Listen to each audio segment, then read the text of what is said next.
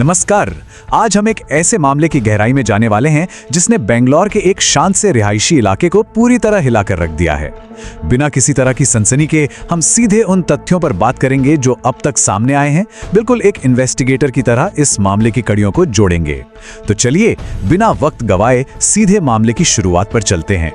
तो इस पूरी घटना की शुरुआत होती है एक आम से सोमवार से। सब कुछ नॉर्मल चल रहा था, रोजमर्रा की जिंदगी अपने रफ्तार से दौड़ रही थी। तभी पड़ोसियों को एक बेहद अजीब और बर्दाश्त न होने वाली बदबू आने लगी। ये बदबू एक बंद पड़े किराए के फ्लैट से आ रही थी। इसी ने खतरे की पहली घंटी बजाई। जाहिर सी बात है, स्थिति को देखते हुए स्थानीय लोगों ने तुरंत पुलिस को अलर्ट कर दिया और यहीं से शुरू होता है जांच और सवालों का सिलसिला। जब पुलिस की टीम वहां पहुंची तो उनके सामने था एक बंद दरवाजा, और ध्यान देने वाली सबसे अहम बात यह थी कि यह दरवाजा अंदर से पूरी तरह लॉक था। अब जरा सोचिए, ऐसे में सबसे पहला सवाल क्या उठता है? आखिर उस बंद दरवाजे के पीछे क्या था? पुलिस के पास दरवाजा तोड़ने के अलावा कोई दूसरा ऑप्शन नहीं था। लेकिन जैसे ही बलपूर्वक उस दरवाजे को खोला गया, अंदर का जो सच सामने आया वो कोई सोच भी नहीं सकता था। अंदर का नजारा सच में बहुत खौफनाक और परेशान करने वाला था। इन्वेस्टिगेटर्स ने जैसे ही उस फ्लैट की चौखट पार की, उन्हें फर्श पर खून से लथपथ एक महिला का शव मिला। शरीर पर कोई कपड़े मौजूद नहीं थे और शव काफी ज्यादा डीकंपोज होने की स्थिति में पहुंच चुका था। फोरेंसिक नजरिए से देखें तो शव के सड़ने की ये प्रक्रिया ये साफ बताती है कि मौत उसी दिन नहीं बल्कि कम से कम 2 से 3 दिन पहले ही हो चुकी थी। ये वो शुरुआती और कड़वे सच थे जिनका सामना पुलिस को सबसे पहले करना पड़ा। तो अब सबसे बड़ा सवाल ये उठता है कि पूजा दत्ता आखिर थी कौन? पुलिस की शुरुआती तफ्तीश में मृतका की पहचान पूजा दत्ता के रूप में हुई। उनकी उम्र महज 34 साल थी। मूल रूप से वो झारखंड के धनबाद की रहने वाली थी, लेकिन पिछले 3 सालों से वो बेंगलोर शहर में ही रह रही थीं और इसी किराए के फ्लैट को उन्होंने अपना आशियाना बनाया हुआ था। ये बेसिक जानकारी किसी भी मामले में व्यक्ति के बैकग्राउंड और संपर्कों को खंगालने के लिए बहुत क्रूशियल होती है। इस केस में एक और बड़ा एंगल उनकी नौकरी से जुड़ा है।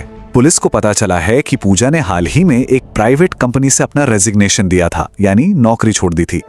मतलब जिस वक्त ये पूरी घटना घटी वो ऑफिशियली अनएम्प्लॉयड थी। अब एक इन्वेस्टिगेटर के नजरिए से देखें तो लाइफ में इस तरह का बदलाव कई तरह के मेंटल, सोशल और फाइनेंशियल स्ट्रेस पैदा कर सकता है। पुलिस इस पहलू को बहुत बारीकी से देख रही है ताकि ये समझा जा सके कि कहीं इसका उनकी मानसिक स्थिति से कोई कनेक्शन तो नहीं था।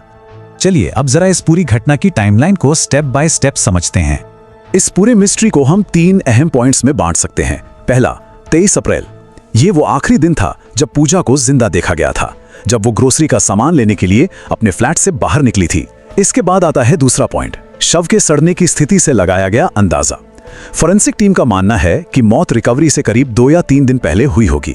और तीसरा पॉइंट, वो सोमवार का दिन जब पड़ोसियों ने उस बदबू की शिकायत की और पुलिस को फ्लैट का दरवाजा तोड़ना पड़ा। ये 3 कड़ियां ही इस जांच की पूरी दिशा और समय सीमा तय कर रही हैं। अब बात करते हैं उन सबूतों की जो सीधा क्राइम सीन से मिले हैं। कमरे की बारीकी से तलाशी लेने पर जांच टीम को कुछ बहुत ही अहम चीजें मिली। वहां से एक प्राइवेट कंपनी का आईडी कार्ड बरामद हुआ जो उनकी नौकरी से जुड़ा हो सकता है। इसके अलावा फ्लैट में कई फटे हुए कागज बिखरे पड़े थे। अब इन कागजों में क्या था ये तो फोरेंसिक जांच का विषय है, लेकिन सबसे चौंकाने वाली बात वो है जो वहां नहीं मिली। जी हां, पुलिस को मौके से कोई भी सुसाइड नोट नहीं मिला है। अंदर से बंद दरवाजा एक तरफ जहां सुसाइड का इशारा करता है, वहीं सुसाइड नोट का ना होना इस पूरी गुत्थी को और उलझा देता है। तो आखिर इस जांच का करंट स्टेटस क्या है, आइए देखते हैं। सच कहूं तो ये पूरा मामला अभी एक बहुत बड़े कॉन्ट्रडिक्शन यानी विरोधाभास में फंसा हुआ है। एक तरफ सुसाइड का एंगल बहुत स्ट्रांग लगता है क्योंकि दरवाजा अंदर से पूरी तरह लॉक था। कोई बाहर से मर्डर करके अंदर से तो ताला नहीं लगा सकता, राइट? लेकिन दूसरी तरफ फाउल प्ले या हत्या का शक भी उतना ही गहरा है। शव का बिना कपड़ों के और खून से लथपथ मिलना एक नॉर्मल सुसाइड की तस्वीर तो बिल्कुल पेश नहीं करता। और यही वो विरोधाभास है जिसकी वजह से अथॉरिटीज किसी भी एक नतीजे पर पहुंचने में जल्दबाजी नहीं कर रही हैं। फिलहाल इन तमाम उलझे हुए सवालों के बीच पुलिस ने निष्पक्ष तरीके से कदम उठाते हुए इसे ऑफिशियली अननेचुरल डेथ यानी अप्राकृतिक मौत का मामला दर्ज किया है। बॉडी को पोस्टमार्टम के लिए भेज दिया गया है। फोरेंसिक एक्सपर्ट्स अब टॉक्सिकोलॉजी रिपोर्ट्स और शरीर पर मौजूद चोटों का साइंटिफिक एनालिसिस करेंगे। सीनियर पुलिस ऑफिसर्स का साफ कहना है कि किसी भी तरह की थ्योरी या अटकलें लगाने से बेहतर है कि पोस्टमार्टम रिपोर्ट का इंतजार किया जाए ताकि सच वैज्ञानिक आधार पर सामने आ सके।